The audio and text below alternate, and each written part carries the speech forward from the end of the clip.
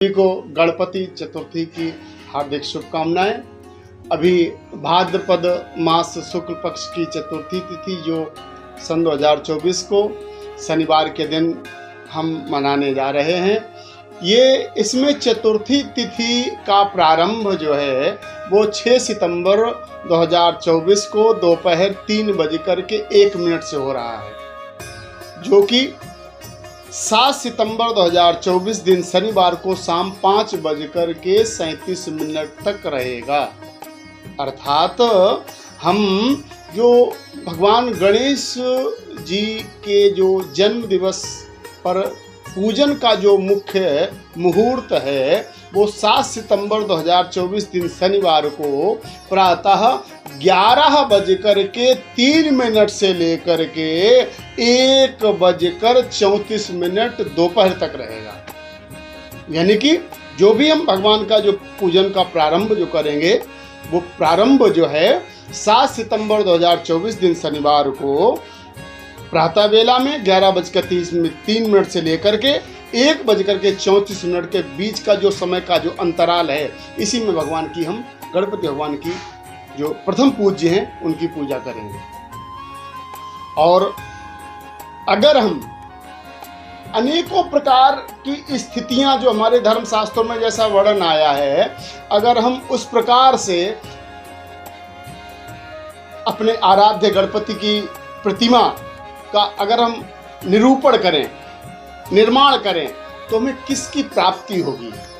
अगर हम मिट्टी के गणेश जी बना करके अगर हम उनका पूजन करते हैं तो हमें सर्व कार्य की सिद्धि की प्राप्ति होगी।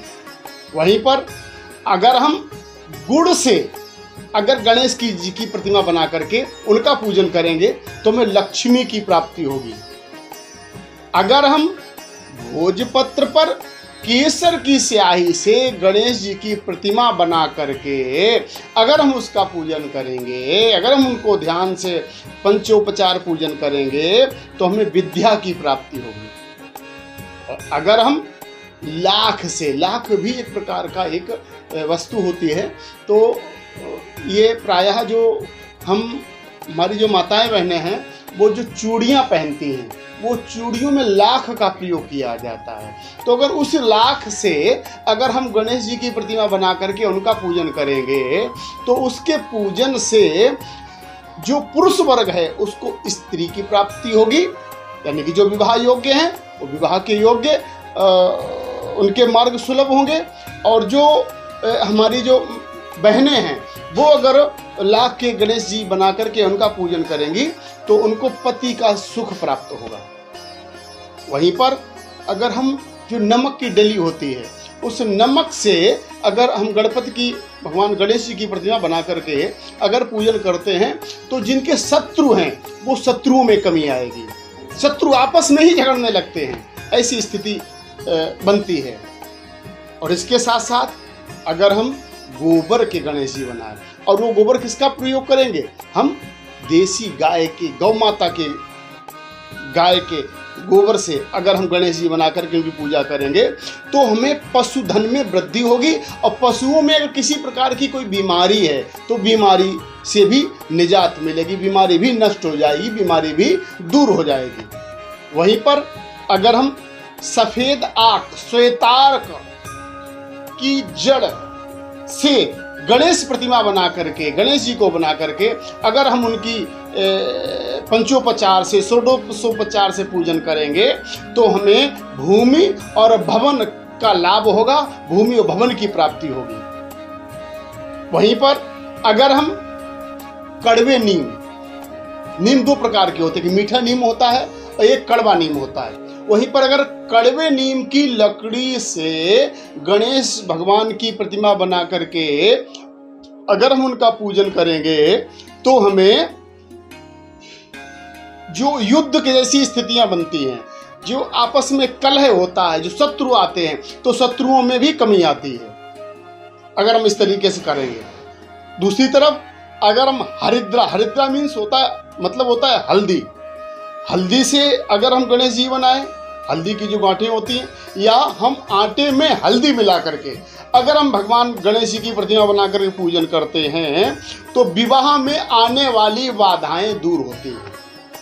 अगर इसी के साथ साथ किसी को संतान से समस्या है, संतान नहीं हो रही हैं, तो हम मक्खन से गणेश बना करके, मक्खन के गणेश जी बना करके उनका पूजन करेंगे तो संतान प्राप्ति के योग बनते हैं। और दूसरी तरफ अगर हम सप्तधान्य यानी कि 7 प्रकार के अनाज को पीस करके उसकी भगवान गणेश की प्रतिमा बना करके अगर हम उनका पूजन करते हैं तो हमें माता अन्नपूर्णा के